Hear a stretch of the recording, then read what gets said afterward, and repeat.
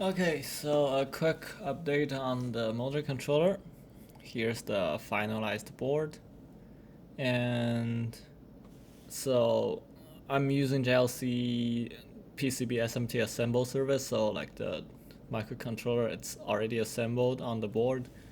And I think there's some different default settings compared to the ones on the Nucleo. So okay, because I'm using the PB8, like the boot select pin for as a general GPIO pin, I need to change the boot option inside the flash option bit to like make a default boot from flash. So I have the program of doing so, but I'm not sure which point it got wrong and like the entire chip is bricked. In fact, I've bricked two chips, like exactly same behavior. So I'm not sure which part that I do it wrong. But well, fortunately, I'm able to find the solution. Like at least like uh, resetting the flash option bit or option byte. So okay, I can show you what's happening. And by the way, I'm using because like that's a production board. We don't have enough space for a full header on the board, so I'm using like these kind of like DIY spring flashing pins to load the program into the board. It's spring contact. It's actually pretty good. Yeah, but like also because of this, I need to hold this while connecting to the board, and like that makes making this video a bit hard. Oh, let's see. So let's first shift to computer screen.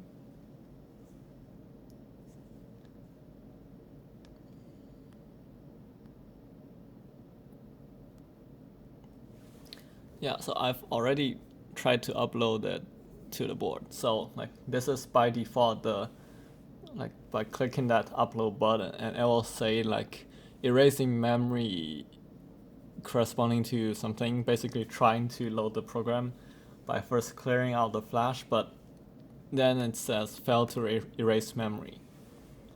And after some searching on the website, it turns out like indeed there's something wrong with the boot option, flash option byte in the chip.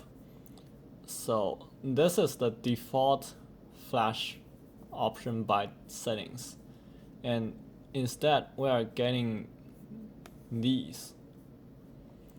And the important field is like offset 20 register, which is like which contains all the important information like access rights or something. Okay, this is actually the correct version, but so in the okay, we'll demonstrate very soon.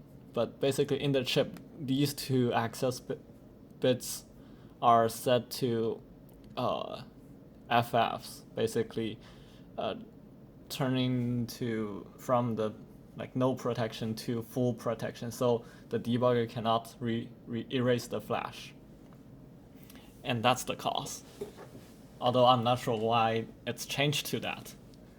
So to solve that, we need to first inside this debug settings, debug configurations, we need to set debugger to OpenOCD to be able to invoke like GDB commands. And then in the startup setting, double click, unclick the download option to prevent it from trying to erase the flash, because that will fail. And apply, and we can debug. But before that, let me connect the board first. Okay, the pins are in contact, and let's debug. So here we're entering like GDB debug environment, and we can run GDB commands here. Basically, let's first try to examine all the register status. And you can see this one is like almost all Fs. So the most important stuff is like these two that are Fs, not As. And to reset that, we need to execute this procedure. So first, check the status pin, like it's like see a bunch of zeros, which indicates like both the flash and flash options are locked. And firstly, we need to unlock the flash, by setting, like by writing these two special keys to a register. And GDB will complain that it cannot read from the register because, yeah, indeed, it's a write-only register. And now when we examine the CR register, it should turn to like 4 a bunch of zeros, which means that the flash module is unlocked, but we still need to unlock the flash option module. So we write these two keys to the flash register.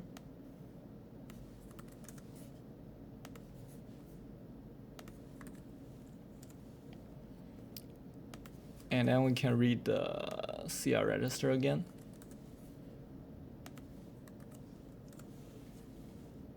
And now it should be all zeros, meaning like everything is unlocked.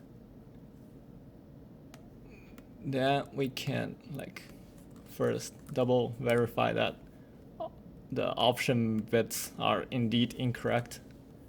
And then we set it to the correct value here.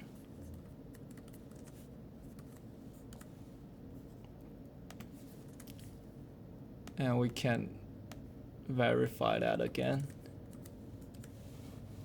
So that is indeed changing to what we want it to be. And we set the option start bit to load the options.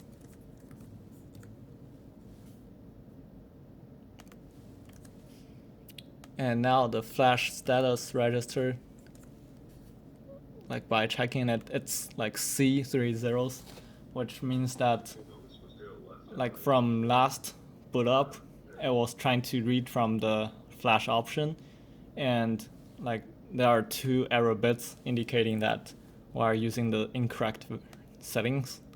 So we clear the status register by writing to these 2 bits. And try that again.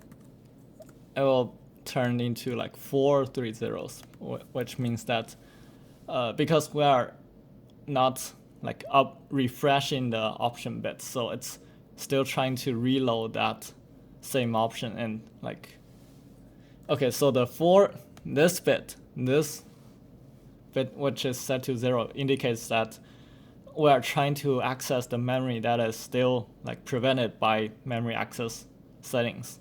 So because debugger will try to load from flash and it cannot, so it will set this bit again. And that's because we are still not like launching the load option, basically not applying that option.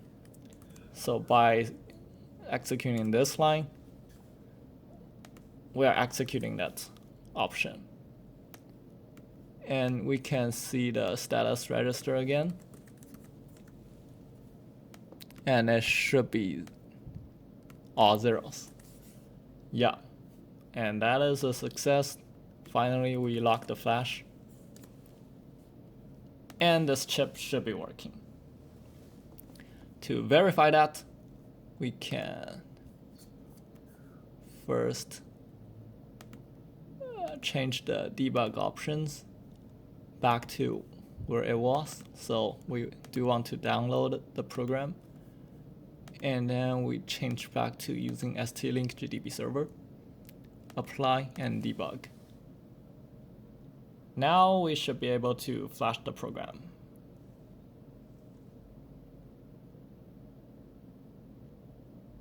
Yeah, and download verified successfully. And indeed, we have erased the flash and reprogram it. Yeah, so that's how we can like reset the flash option bits. It's a bit tricky, yeah. But here's the procedure. And by the way, the reason why we need to change to OpenOCD here, we need to change from the STLink server to OpenOCD is because, like, so I'm using STM32 IDE version 1.8.0 or 1, and it seems that there's a bug in this new version, so that when using STLink GDB server and running the debug routine, it will like exit the debugger immediately, so like we cannot debug into it. But fortunately, OpenOCD still works, so that's why we need to change it. And yes, that's all.